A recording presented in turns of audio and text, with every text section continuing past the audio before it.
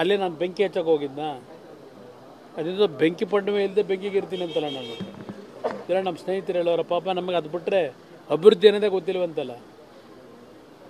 ಮಾಗಡಿ ಅಭಿವೃದ್ಧಿ ಬಗ್ಗೆ ಅವರಿಂದ ನಾನು ಸರ್ಟಿಫಿಕೇಟ್ ತಗೋಬೇಕಾಗಿಲ್ಲ. ಮಾಗಡಿ ಜನ ಕೊಡ್ತಾರೆ ನನಗೆ, ನಾನೇನು ಮಾಡಿದ್ದೇನೆ ಅಂತಕ್ಕಂಥ ಒಂದು ಭಾಗ. ಇವ್ರಿಗೆ ಸರ್ಟಿಫಿಕೇಟ್ ಯಾರು ಕೊಟ್ಟರು ಹೇಳಿ? ಮಾಗಡಿನಲ್ಲಿ 2009 2013 ಸುಮಾರು 600 ಕೋಟಿ ಕೆಲಸನೇ ಮಾಡಿದೆ. ಕಳ್ಳ ಬಿಲ್ ಮಾಡಿ ದುಡ್ಡನ್ನು ಲೂಟಿಯಾಗಿದೆ ಅಂತೇಳಿ ವಿಧಾನಸಭೆಯಲ್ಲಿ ಗಲಾಟೆ ಮಾಡಿದವರು ಯಾರು? ನನ್ನ ಕರ್ಕೊಂಡೋಗಿ ಭಾಷಣ ಮಾಡಿಸೋರಲ್ಲ ರಾಜ್ಯದ ಮುಖ್ಯಮಂತ್ರಿಗಳು, ಅವರೇ ತಾನೇ ಹೇಳಿದ್ದು.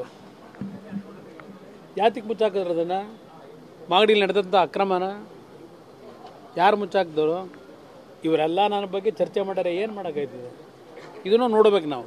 ಅಂದ್ರೆ ನಾಗಮಂಗಲಕ್ಕೆ ಹೋಗಿ ಸಹಿಸಕ್ಕಾಗದ ಈ ರೀತಿ ಹೇಳ್ತಾ ಇದ್ರೆ ಅಂತಾರೆ. ನಾನು ಕರ್ನಾಟಕಕ್ಕೆ ಬಂದರೆ ಸಹಿಸಲ್ಲ ಇಲ್ಲಿ. ಇದು ನನ್ನ ಪರಿಸ್ಥಿತಿ. ನನ್ನ ಮುಖ ನೋಡ್ತಿದ್ದಾಗೇನೆ, ನನ್ನ ಹೆಸರೇನಾದರೂ ಬರ್ತಿದ್ದಂಗೆ ಅಯ್ಯೋ ಮುಗ್ದೇ ಹೋದ ಅಂತ ಅನ್ಕೊಂಡಿದ್ದು.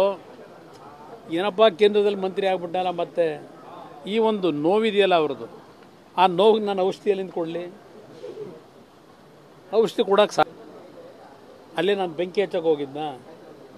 ಅದರಿಂದ ಬೆಂಕಿ ಪಂಡಮೆ ಇಲ್ಲದೆ ಬೆಂಕಿಗೆ ಇರ್ತೀನಿ ಅಂತಲ್ಲ ನಾನು. ಇಲ್ಲ ನಮ್ಮ ಸ್ನೇಹಿತರು ಹೇಳೋರ ಪಾಪ ನಮಗೆ ಅದು ಬಿಟ್ಟರೆ ಅಭಿವೃದ್ಧಿ ಅನ್ನೋದೇ ಗೊತ್ತಿಲ್ವಂತಲ್ಲ. ಮಾಗಡಿ ಅಭಿವೃದ್ಧಿ ಬಗ್ಗೆ ಅವರಿಂದ ನಾನು ಸರ್ಟಿಫಿಕೇಟ್ ತಗೋಬೇಕಾಗಿಲ್ಲ. ಮಾಗಡಿ ಜನ ಕೊಡ್ತಾರೆ ನನಗೆ, ನಾನೇನು ಮಾಡಿದ್ದೇನೆ ಅಂತಕ್ಕಂಥ ಒಂದು ಭಾಗ. ಇವ್ರಿಗೆ ಸರ್ಟಿಫಿಕೇಟ್ ಯಾರು ಕೊಟ್ಟರು ಹೇಳಿ? ಮಾಗಡಿನಲ್ಲಿ 2009 2013 ಸುಮಾರು 600 ಕೋಟಿ ಕೆಲಸನೇ ಮಾಡಿದೆ.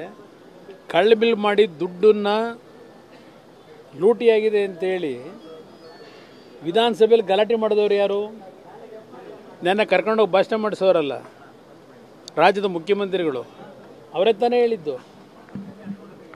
ಯಾತಿಗೆ ಮುಚ್ಚಾಕಿದ್ರು ಅದನ್ನು?